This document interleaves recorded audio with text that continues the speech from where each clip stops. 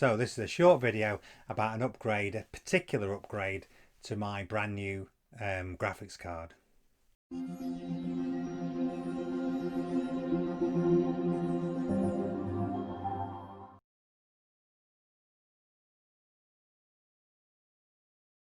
So you may have seen on the channel that I've done a few videos about updates and upgrades to different parts of your computer, including a whole video on how to swap out your graphics card. This is a particular video about a new graphics card that I've just treated myself to in the last couple of weeks.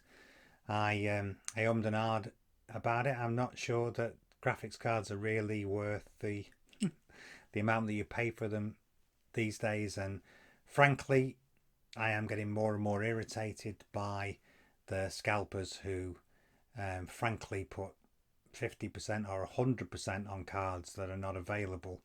I really don't know how they sleep at night. I really think it is pretty poor.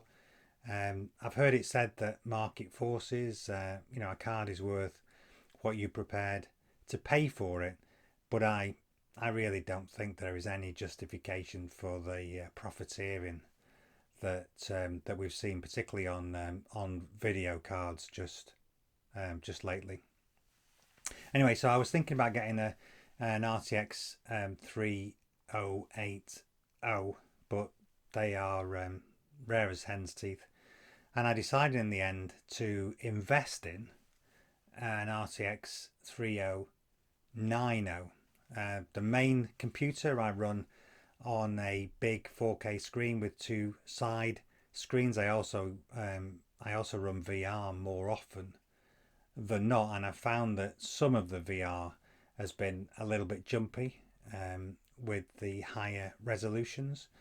So after many days of consideration, I finally pressed the button and bought this RTX 3090. So the first problem as it arrived, as you can see here, is it is massive, and I mean massive.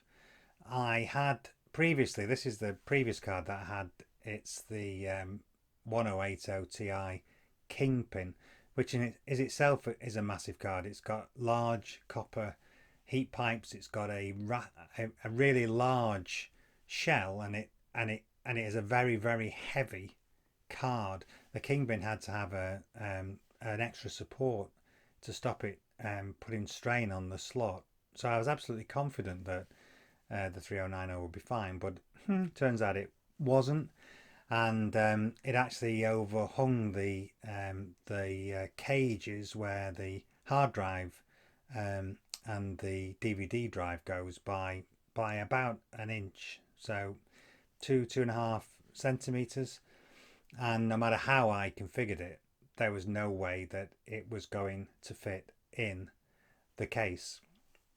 I considered having get a new case, but that has two problems. One, the two cases are the same, the two computers that run the simulator. I know it's a bit sad, but I quite like them to be the same case. And also, they're fairly largish and pretty standard ATX cases. So my thinking was, even if I bought a new case, then I would still have a similar problem because the card is, in my opinion, massively outsized.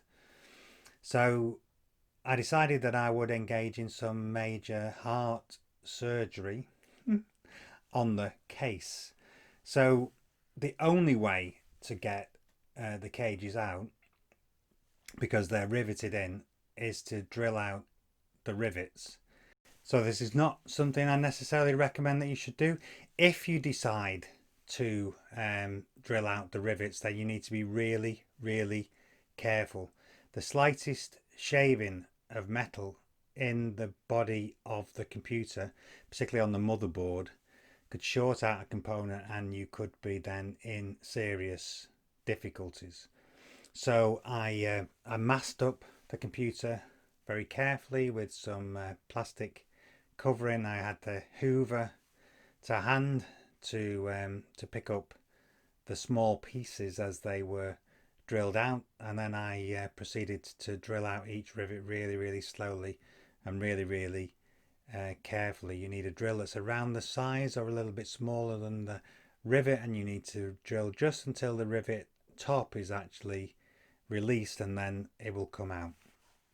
You need to watch out for the rivets that are underneath at the top, so you might need to take the front covering, if you've got one, off the computer. Just prise it away gently, drill out all the rivets, and then here you can see the cage will come out. I toyed with actually using a hacksaw to saw, but I had some tin snippers. You can see them here. They're really quite useful because the metal is really thin on the cage. I was able just to cut a piece out of the side of the cage to create space for the graphics card, and then the case could be refitted just using some ordinary nuts and bolts the size of the rivet holes.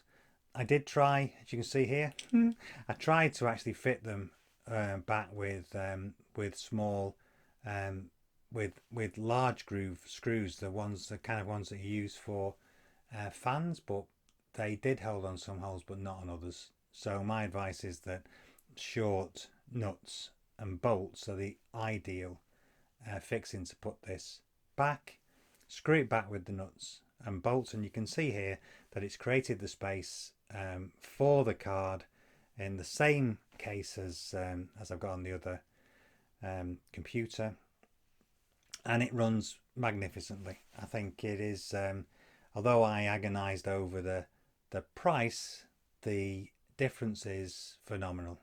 The clarity, the speed, the responsiveness of the simulator is amazing, and I'm really pleased that I bought the 3090, although it is, as you will know, quite pricey. So that's it. That's the project.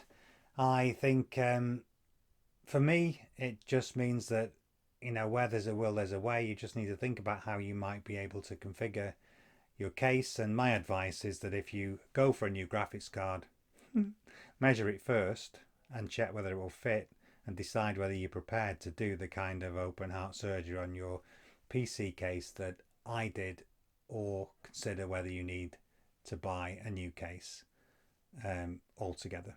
That's all I've got for you today. Thanks for watching. If you want to subscribe, then feel free to do so. Click the bell if you want to be notified of uploads, and any comments would be really appreciated. I'd love to know what you hear about, what you think about these videos.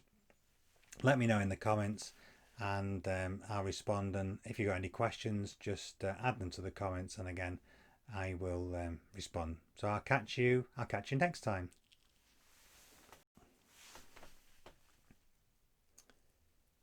So this is a short video around